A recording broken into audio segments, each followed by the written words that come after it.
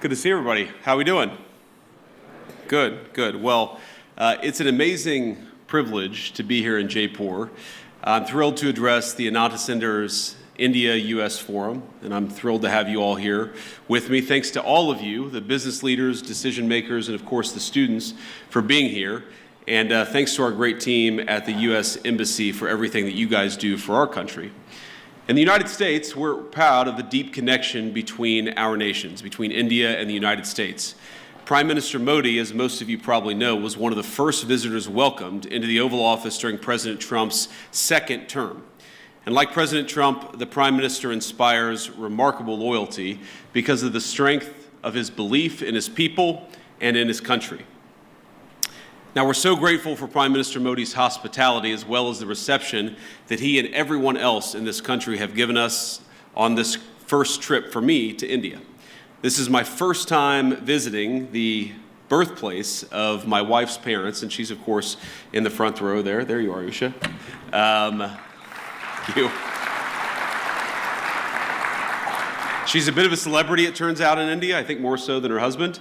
But I haven't been here long, but already I've been fortunate enough to visit the Akshardham Temple. Did I pronounce that right, honey? I did okay? All right. With my family this morning, as a matter of fact. And last night, Prime Minister Modi welcomed me, Usha, and our 3 small children at his beautiful home. I've been amazed by the ancient beauty of the architecture of India, by the richness of India's history and traditions, but also by India's laser-like focus on the future. And those things, I think this appreciation for history and tradition and this focus on the future is very much something that I think animates this country in 2025. Now, in other countries I've visited, it sometimes feels like there's a flatness, a sameness, a desire to just be like everyone else in the world. But it's different here. There's a vitality to India, a sense of infinite possibility, of new homes to be built, new skylines to be raised, and lives to be enriched. And there's a pride in being Indian, a feeling of excitement about the days that lie ahead. Now, it's a striking contrast with too many in the West, where some in our leadership class seem stricken by self-doubt and even fear of the future. To them, humanity is always one bad decision away from catastrophe. The world will soon end, they tell us, because we're burning too much fuel, or making too many things, or having too many children. And so, rather than invest in the future, they too often retreat from it. Some of them pass laws that force their nations to use less power. They cancel nuclear and other energy generation facilities, even as their choices, the choices of these leaders, lead to more dependence on foreign adversaries. Meanwhile, their message to their friends, to countries like India, is to tell them that they're not allowed to grow. Well, President Trump rejects these failed ideas. He wants America to grow, he wants India to grow, and he wants to build the future with our partners all over the globe.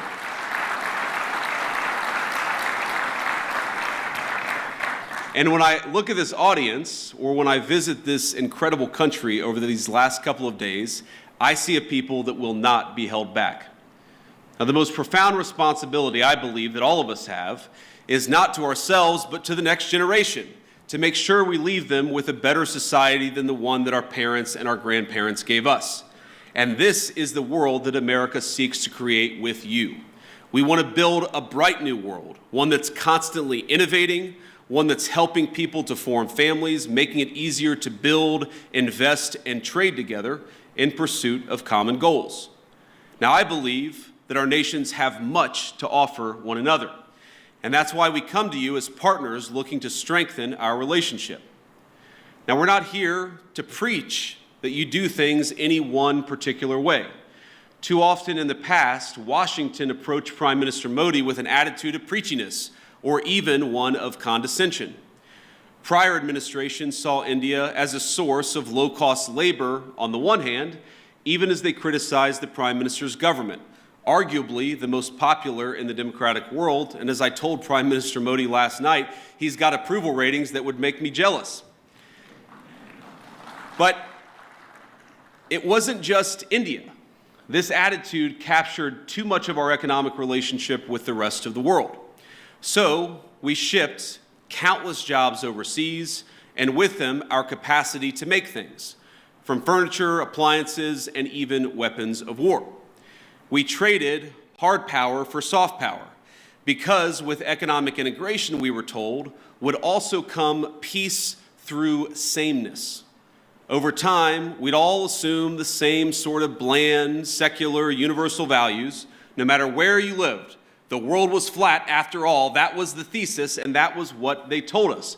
And when that thesis proved false, or at least incomplete, leaders in the West took it upon themselves to flatten it by any means necessary.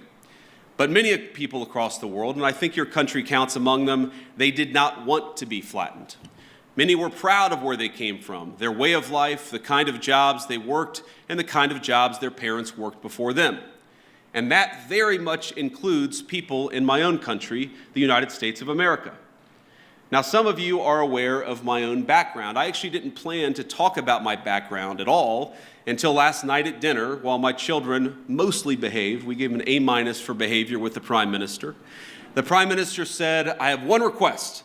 I want you to talk a little bit about your background." And so I wanted to do that. For those of you who don't know anything about me, I wanted to talk about it. I come from, and I'm biased, the greatest state in the Union, the state of Ohio, a longtime manufacturing powerhouse in the United States of America.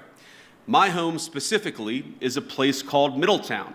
Now, it's not a massive city by any means. It's not Jaipur, but it's a decent-sized town and a place where people make things, which has been a point of pride in Middletown for generations.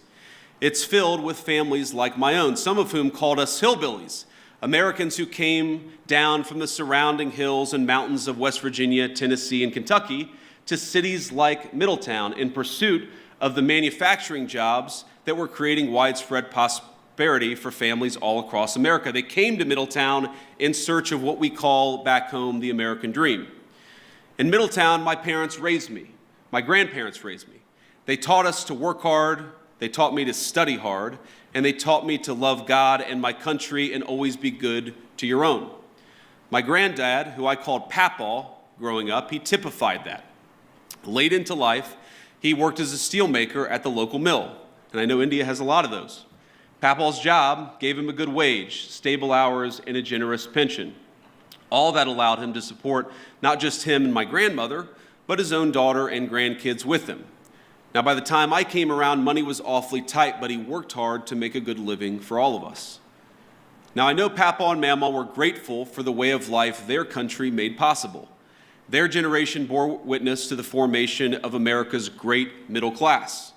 And by creating an economy centered around production, around workers who build things, and around the value of their labor, our nation's leaders then transformed their country and made thousands of little Middletowns possible.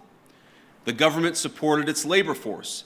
We created incentives for productive industries to take root and struck good deals with international partners to sell the goods made in the United States of America. But as America settled into world historic prosperity it generated, our leaders began to take that very prosperity and what created it for granted. They forgot the importance of building, of supporting productive industry, of striking fair deals, and of supporting our workers and their families. And as time went on, we saw the consequences. In my hometown, factories left, jobs evaporated, America's middle towns ceased to be the lifeblood of our nation's economy. And the United States, as it became transformed, those very people, the working class, the background of the United States of America, were dismissed as backwards for holding on to the values their people had held dear for generations. Now, Middletown's story is my story, but it's hardly unusual in the United States of America. There are tens of millions of Americans who, over the last 20 or so years, have woken up to what's happening in our nation. But I believe they woke up well before it's too late. Now, like you, we want to appreciate our history, our culture, our religion. We want to do commerce and strike good deals with our friends. We want to found our vision of the future upon the proud recognition of our heritage rather than self-loathing and fear.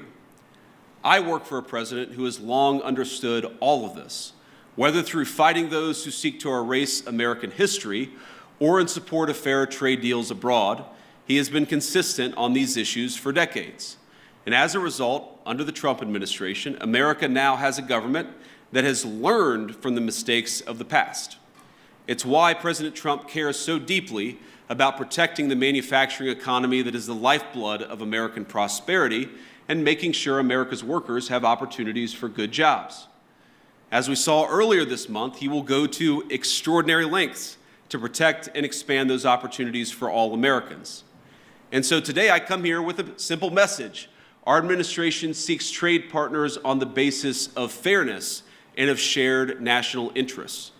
We want to build relationships with our foreign partners who respect their workers, who don't suppress their wages to boost exports, but respect the value of their labor. We want partners that are committed to working with America to build things, not just allowing themselves to become a conduit for transshipping others' goods. And finally, we want to partner with people and countries who recognize the historic nature of the moment we're in, of the need to come together and build something truly new, a system of global trade that is balanced, one that is open, and one that is stable and fair. Now, I want to be clear, America's partners need not look exactly like America, nor must our governments do everything exactly the same way. But we should have some common goals, and I believe here in India we do, in both economics and in national security. And that's why we're so excited. That's why I'm so excited to be here today. In India, America has a friend, and we seek to strengthen the warm bonds our great nations already share. Now, critics have attacked my president, President Trump, for starting a trade war in an effort to bring back the jobs of the past, but nothing could be further from the truth. He seeks to rebalance global trade so that America, with friends like India, can build a future worth having for all of our people together. And when President Trump and Prime Minister Modi announced in February that our countries aim to more than double our bilateral trade to $500 billion by the end of the decade, I know that both of them meant it. And I'm encouraged by everything our nations are doing to get us there. As many of you are aware, both of our governments are hard at work on a trade agreement built on shared priorities, like creating new jobs, building durable supply chains, and achieving prosperity for our workers. In our meeting yesterday, Prime Minister Modi and I made very good progress on all of those points. And we are especially excited to formally announce that America and India have officially finalized the terms of reference for the trade negotiation. I think this is a vital step. Thank you.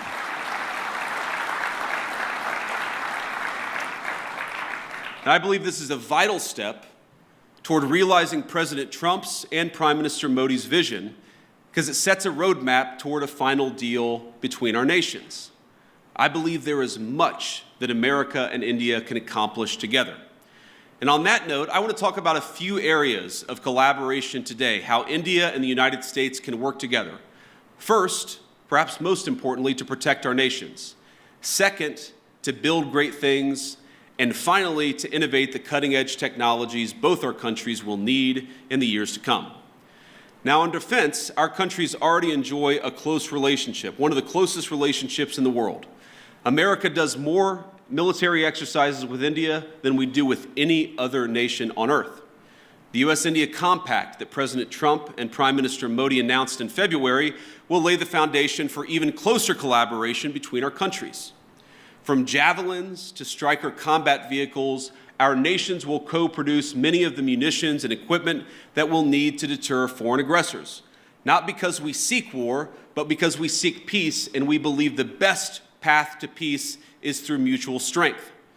And the launching the Joint Autonomous Systems Industry Alliance will enable America and India to develop the most state-of-the-art maritime systems needed for victory. It's fitting that India, this year, is hosting the Quad Leaders Summit this fall. Our interests in a free, open, peaceful, and prosperous Indo-Pacific are in full alignment. Both of us know that the region must remain safe from any hostile powers that seek to dominate it.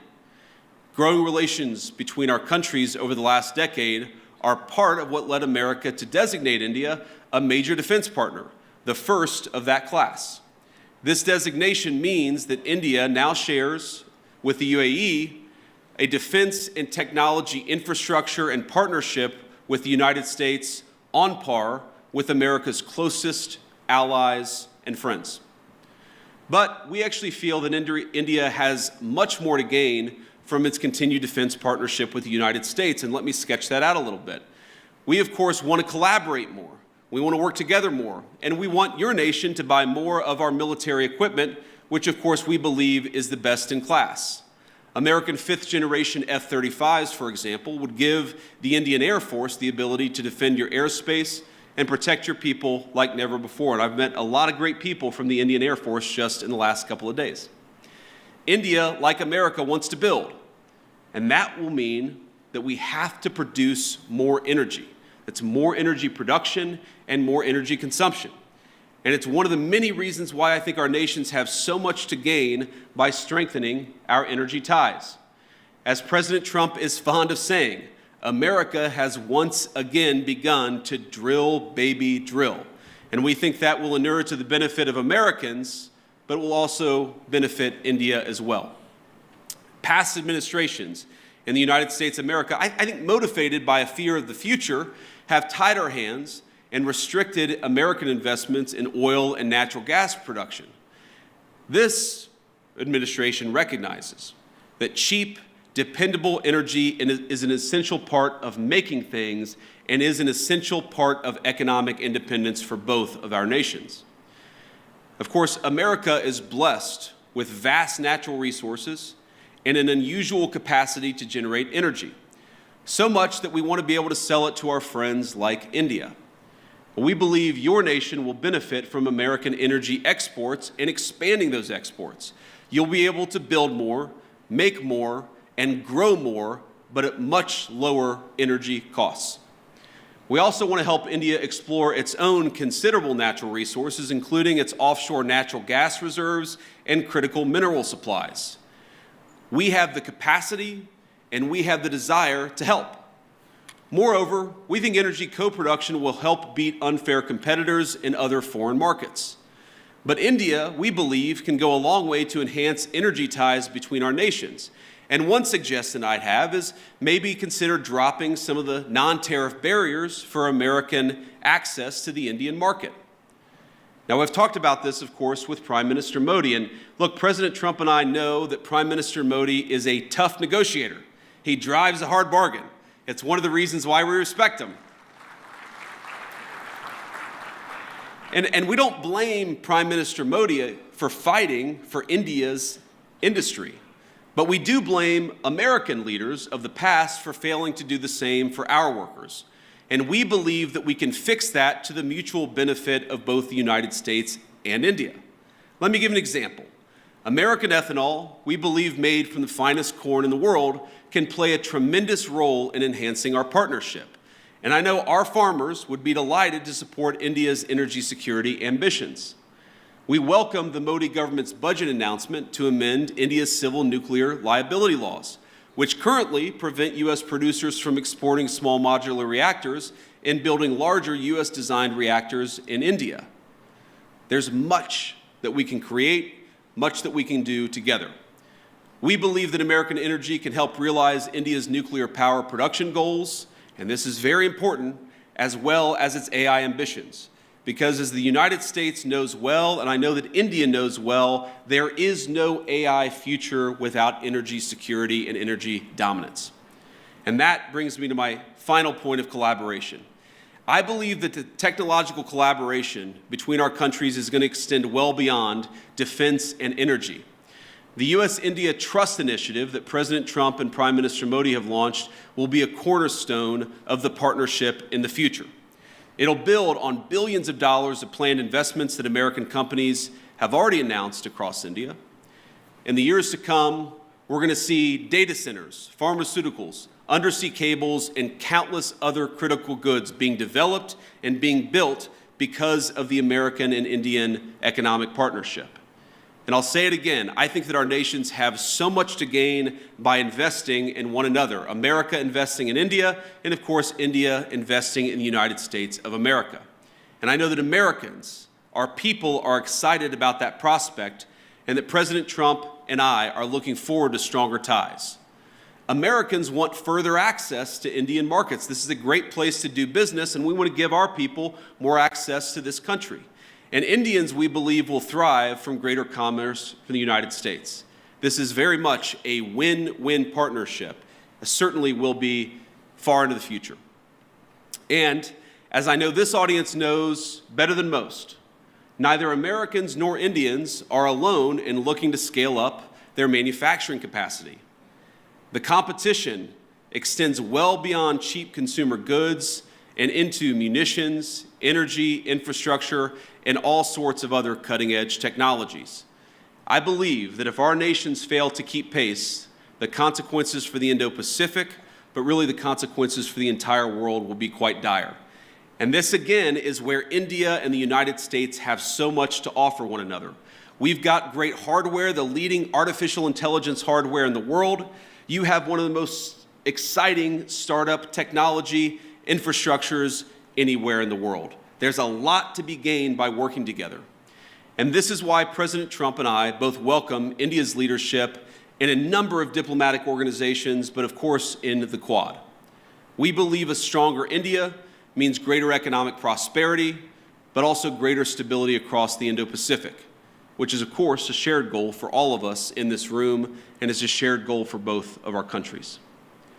Now, I want to close with one last story, or maybe a couple of stories. So, you know, my son Ewan is 7 years old. He's our firstborn son. And yesterday, after we had dinner at the Prime Minister's house, the food was so good, and the Prime Minister was so kind to our three children, that Ewan came up to me afterwards and he said, "Dad, you know, I think maybe I could live in India." But I think after about 90 minutes in the Jaipur sun today at the Great Palace, he suggested that maybe we should move to England. So you take the good with the bad here. But I want to talk about Prime Minister Modi because I think he's a special person. I first met Prime Minister Modi at the AI Action Summit in February, and we had a lot of important discussions on AI and other policies to prepare for. The Prime Minister also managed to figure out that my son Vivek was actually turning 5 years old on the trip. This was in Paris just a couple of months ago. So think about this. Amid a huge international policy conference, he took the time to stop by where I was staying, wish our second son, Vivek, a happy birthday, and even bring him a gift. Usha and I were both genuinely touched by his graciousness, and we've been even more impressed by his warmth since we arrived in India. Now, it's interesting. Some of you may know that when you're a politician, your kids spend almost as much time in the limelight as you do, and the great things about kids is they are brutally honest. They're brutally honest with everybody, whether you want them to be or not. And our 7-year-old, our 5-year-old, and then our 3-year-old baby girl, Mirabelle, it's interesting. They've only really attached themselves to, they've only really liked, I should say, they've only really built a rapport with two world leaders. The first, of course, is President Trump. He just has a certain energy about him. But Prime Minister Modi, it's the exact same thing. Our kids just like him. And I think that because kids are such good, strong of characters, I just like Prime Minister Modi too. And I think it's a great foundation for the future of our relationship.